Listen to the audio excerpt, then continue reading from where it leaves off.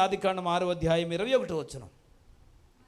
మరియు తినుటకు నానా విధములైన ఆహార పదార్థములు కూర్చుకొని నీ దగ్గర ఉంచుకొను, అవి నీకును, అనగా లోపలికి వచ్చినటువంటి జంతువులు, పక్షులు, పురుగులు అన్నిటికీ ఆహారమగునని చెప్పాను. దేవునికి స్తోత్రం, హల్లెలూయా. పిల్లరా, ఆ జలప్రళయం వచ్చిన తర్వాత నీరు తగ్గేదాకా వాడలో ఉన్న వాళ్ళందరూ తినడానికి కావలసినటువంటి ఆహార పదార్థాలన్నిటినీ కూడా దేవుడు లెక్క చెప్పి వాటన్నిటినీ ఎక్కడ ఉంచమన్నాడు? చెప్పాలా? వాడలో ఉంచమన్నాడు.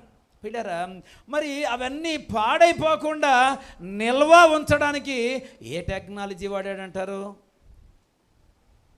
అదేనండి, మనం బెండకాయలు తీస్తే వారం నాటికి మళ్ళీ పాడైపోతాయి. ఏంటి, ఫ్రిడ్జ్లో పెట్టినా పాడైపోతాయి. అది గొప్ప సంగతి. పిల్లరా, మనం పాడవకుండా ఉండే స్థలంలో పెట్టినా పాడైపోతాయి. అనేక దినములు పిల్లరా, భూమి మీద నుండి నీరు తగ్గేదాకా కూడా వారు ఆ యొక్క ఆహార పదార్థాలని దాచగలిగారు, వారు భద్రపరచగలిగారు. పిల్లరా, అంటే దాని విషయంలో కూడా అందులో జంతువులు ఉన్నాయి, పులులు ఉన్నాయి, సింహాలు ఉన్నాయి. ఏమండి, సింహాలు గడ్డి మేస్తుందా? చెప్పండి, సింహం గడ్డి మేస్తుందా? అదే అలా చూస్తున్నారు, సింహం గడ్డి మేస్తుందా అన్నాను. మెయ్యదు. ప్రియులారా, ఈరోజు దేవుని పిల్లలమైన మనందరం గమనించాలి. సింహం గడ్డి తిందో, సింహానికి కావలసిన మాంసాహారం కావాలి.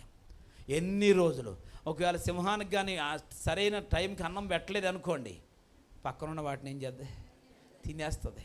ఇప్పుడు అది తినేయకుండా ఉండాలంటే ఏం చేయాలా? దానికి ఆహారం రోజుకి ఎంత తింటుందో అంత. 2 సింహాలండి, దేవునికి స్తోత్రం, 2 పులులు, 2 గాడిదలు, 2 అడవి గాడిదలు, ఇక అన్ని 2 పందులు, పిల్లలు అన్నిటినీ కలిపి ఒక దాంట్లోనే పెట్టాడు. జీవరాశులన్నింటిలో ఒక్కొక్క దానికి సంబంధించి ఒక్కొక్క జాతికి సంబంధించి 2 చొప్పున తీసుకొచ్చి వాడలో పెట్టమన్నాడు. పిల్లరా, అలాగా అన్నిటినీ లోపల పెట్టాడండి. ఎంత జాగ్రత్తగా కాపలా కాశాడు. ఒక కోడి దగ్గర ఉన్న కోడి పిల్లలే కొట్టుకు చేస్తాయి, అనగా పొడుచుకొని ఒకదాన్ని ఒకటి పొడి చేసుకుంటూ ఉంటాయి. మన ఏతను ఇంతంతా కాదండి, ఒకటి పొడిచి చంపేస్తుంది కూడా. పిడారా, అలాంటిది అందులో మొత్తం అన్నిటినీ దేన్ని తినకుండా దేనికి కావలసిన ఆహారం దానికి సమయానుకూలంగా వేయటం అంటే ఇది చిన్న విషయం అంటారా? నోవాహు కుటుంబం చిన్న పని చేయలేదండి వాళ్ళు. దేవునికి స్తోత్రం, హల్లెలూయా. వాళ్ళంతా బయట ఉన్న వాళ్ళందరూ అల్లకొల్లం అయిపోయి మునిగిపోయి ఆలు చచ్చిపోయి ఊపిరాడక బాధపడతా ఉంటే వాడలో ఉన్న వీళ్ళ పని, రే పెద్దోడా యాపెతు, ఆ చిన్నోడా యాపెతు, హాము షేము, నువ్వేమో ఆ పులులకి వెయ్యి, నువ్వేమో ఈ గుర్రాలకి వెయ్యి, నువ్వేమో గాడిదకి వెయ్యి, నువ్వేమో ఈ పందికి పెట్టరా, ఇలా ఎవరికి పెట్ట, ఆ కోళ్ళకి పెట్టు, పశువులకు పెట్టు, దానికి పెట్టు, ఈ పావురాలకి పెట్టు. వీళ్ళరా, ఏ పూటకు ఆ పూటకు కావాల్సిన ఆహారం పెట్టడంలో ఇదే డ్యూటీ. వీళ్ళకి వేరే డ్యూటీ లేదు.